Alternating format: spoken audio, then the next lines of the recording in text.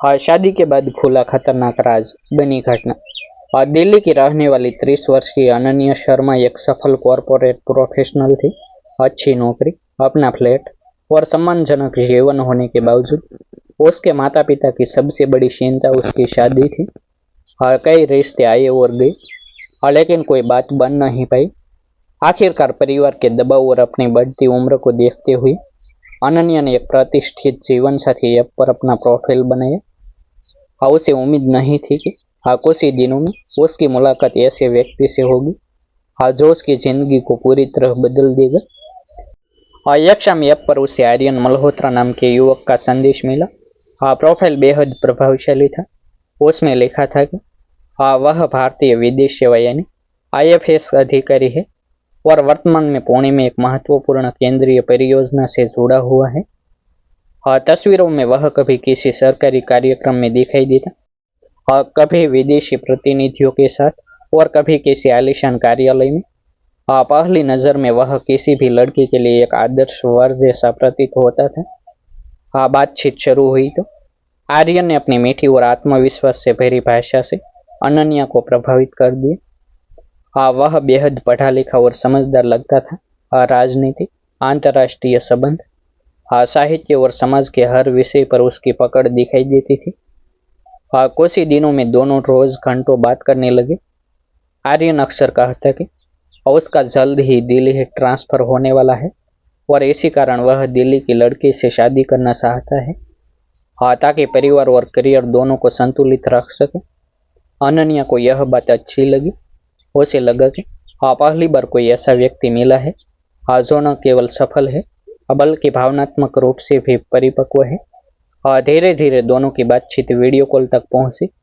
हालांकि video call के दौरान आर्यन अक्सर सरकारी गोपनीयता और सुरक्षा नियमों का हवाला देता था। कभी कहता कि वह किसी संवेदनशील स्थान पर है, कभी कहता कि कैमरा ज्यादा देर नहीं रख सकता। उस समय यह सब अनन्या को स्वाभाविक लगा, क्योंकि वह उसे एक उच्च अधिकारी मान चुकी थी।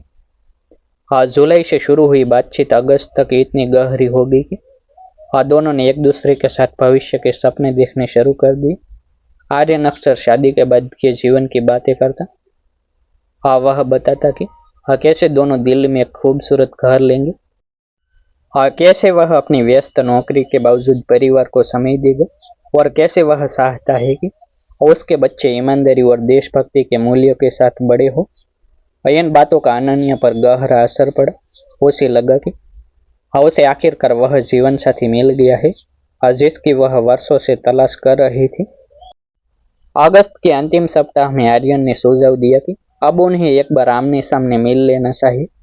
उसने कहा कि वह छुट्टी नहीं ले सकता, इसलिए बेहतर होगा कि अनन्या पुणे आ जाए। शुरुआत में अनन्या हिचकी से, लेकिन बाद में तैयार हो गई। जब वह पुणे पहुंची तो आर्यन उसे एयरपोर्ट पर लेने आया। पहली मुलाकात में वह बिल्कुल वैसा ही लगा जैसा उसने खुद को बताया था। महंगे कपड़े, आत्मविश्वास भरा व्यक्तित्व और प्रभावशाली बातचीत।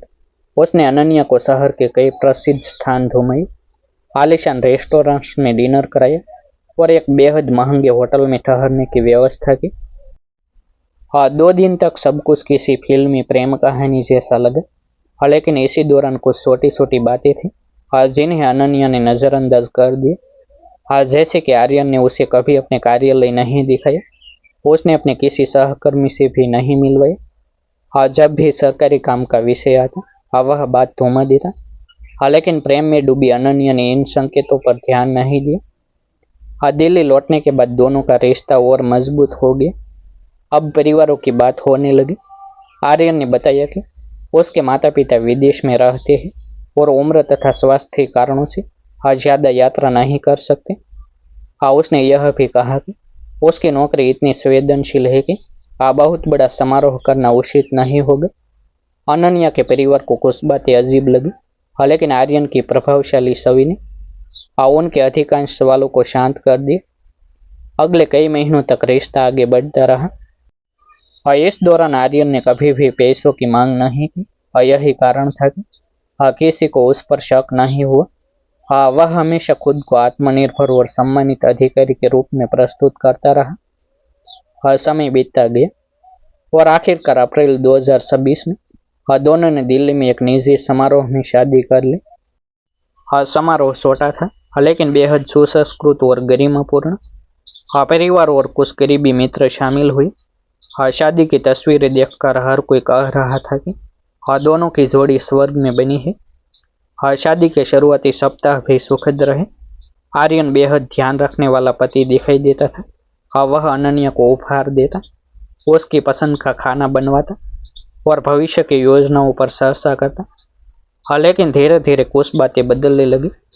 सबसे पहले अनन्या ने गौर किया कि आर्यन कभी अपने कार्यालय नहीं जाता था। वह रोज सुबह तैयार तो होता था, लेकिन कई बार घंटों घर में ही रहता। पूछने पर कहता कि आज वर्चुअल मीटिंग से या विशेष गोपनीय कार्य है।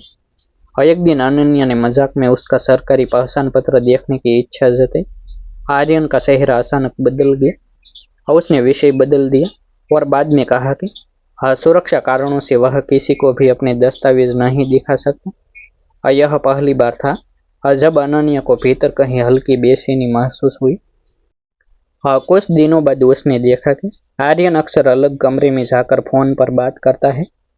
कई बार वह बातचीत खत्म होते ही फोन का कॉल लॉग मिटा देता है। अब शक गहराने लगा था। एक शाम जब आर्यन नहा रहा था, तभी उसका फोन बजा। स्क्रीन पर एक नाम चमका, आर्य। अनन्या चौंक गई। उसने कॉल नहीं उठाई, लेकिन उसके मन में सवालों का तूफान खड़ा हो गया। जब उसने इस बारे में पूछा तो आर्यन ने हंसते हुए कहा कि वह उसकी दूर की रिश्तेदार है। बात वहीं खत्म हो गई, लेकिन संदेह खत्म नहीं हुआ। कुछ दिनों बाद अनन्या को अलमारी के एक कोने में एक फाइल मिली। उसमें कई दस्तावेज थे।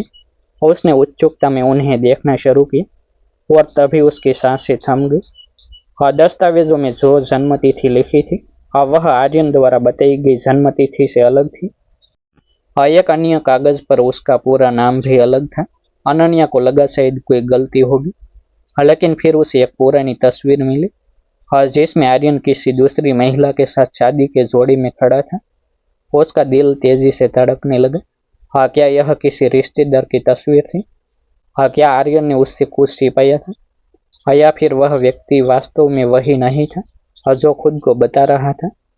उस रात अनन्या सो नहीं पाई। उसके मन में सैकड़ों सवाल घूम रहे थे। अगली सुबह उसने इंटरनेट पर खोज शुरू की। उसने उस अधिकारी का नाम ढूंढा जो आर्यन खुद को बताता था। कुछ मिनट बाद स्क्रीन पर जो परिणाम सामने आए, उसे देखकर उसके पैरों तले जमीन खिसक गई। जिस नाम से आर्यन खुद को IFS अधिकारी बताता था, उस नाम का असली अधिकारी कोई और व्यक्ति था। तस्वीर भी अलग थी। यानी किसी ने किसी वास्तविक अधिकारी की पहचान का इस्तेमाल किया था। अब शक लगभग यकीन में बदल चुका था। लेकिन सबसे बड़ा सवाल अभी बाकी था। अगर उसका पति IFS अधिकारी नहीं था, तो वह वास्तव में कौन था?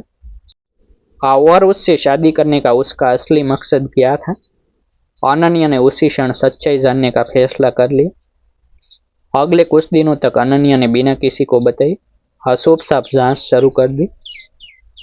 उसने आर्यन के दस्तावेज की प्रतियां निकाली और एक निजी जांचकर्ता की मदद ली। जो जानकारी सामने आई, उसने उसके होश उड़ा दिए। आर्यन मल्होत्रा उसका असली नाम ही नहीं था। उसका वास्तविक नाम विक्रम सैनी था और वह न तो IFS अधिकारी था और न ही किसी सरकारी सेवा से जुड़ा हुआ था। वह पहले एक निजी कंपनी में काम करता था, लेकिन कई साल पहले नौकरी छोड़ चुका था। इतना ही नहीं, जांच में पता चला कि वह पहले भी एक महिला से शादी कर चुका था और वह विवाह कानूनी रूप से समाप्त भी नहीं हुआ था। सबसे बड़ा झटका तब लगा जब अनन्या को पता चला कि विक्रम ने अपनी पहचान बनाने के लिए सोशल मीडिया पर कई फर्जी प्रोफाइल तैयार कर रखे थे। उसने असली अधिकारियों और सरकारी कार्यक्रमों की तस्वीरें डाउनलोड करके उन्हें अपने प्रोफाइल में इस्तेमाल किया था। यहाँ तक कि जिन विदेशी दौरों और सरकारी बैठकों की कहानियां वह सुनाता था, वे भी इंटरनेट से उठाई गई जानकारियों पर आधारित थी। जब सबूत पर्याप्त हो गई तो अनन्या ने एक शाम विक्रम का सामना किया। पहले तो उसने हर आरोप से इनकार किया, लेकिन जब दस्तावेज और रिपोर्ट उसके सामने रखी गई तो उसका चेहरा उतर गया। हाँ, काफी देर की बहस के बाद उसने स्वीकार कर लिया कि हाँ, उसने झूठी पहचान बनाकर अनन्या का विश्वास जीता था। और उसका मानना था कि अगर वह अपनी वास्तविक पहचान बताता तो हाँ, शायद कोई उससे शादी नहीं करता। अनन्या के लिए यह केवल धोखा नहीं था, हाँ, बल्कि उसके विश्वास, हाँ, भावनाओं और भविष्य पर किया गया हमला था। हाँ, उसने तुरंत अपने परिवार को सारी सच्चाई बताई और कानूनी सलाह ली। हाँ, इसके बाद पुलिस में शिकायत दर्ज कराएगी। हाँ, जांच शुरू हुई तो हाँ, कई और चौंकाने वाली जानकारी सामने आई।